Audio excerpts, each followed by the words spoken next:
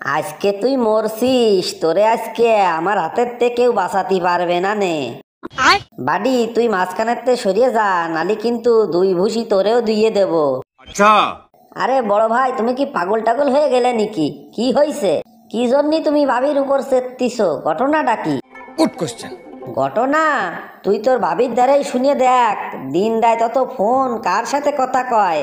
আর আমি যখনই জিজ্ঞেস করি, কয় আমার বান্ধবীর সাথে কথা করছি। বান্ধবী হলি কি কোনোদিন ছেলে মানুষের মতন কথা শুনতি হয়? তুই কয়া। ঠিক বলেছো। হয় না তাই কি? পান যদি খায় তাহলে সবার সুর একটু ওইরকম ছেলে মানুষের মতন মোটা মোটা শোনা যায়। समझ रहे हो? এই চুপ, একদম মিথ্যে কথার পাইন মারবি না।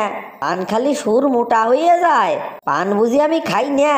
তুই আমারে সুদু বানাচ্ছিস? चूतिया लिखा है क्या? শুধু বানাবো কেন?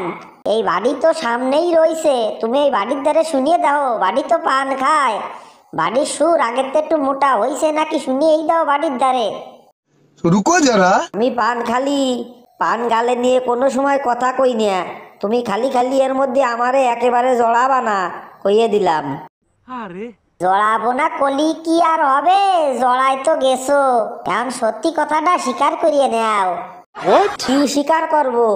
আমি কিছু করিই নাই, তার স্বীকার করব কি? ও কথা কলি আর কাজ হয় নাকি?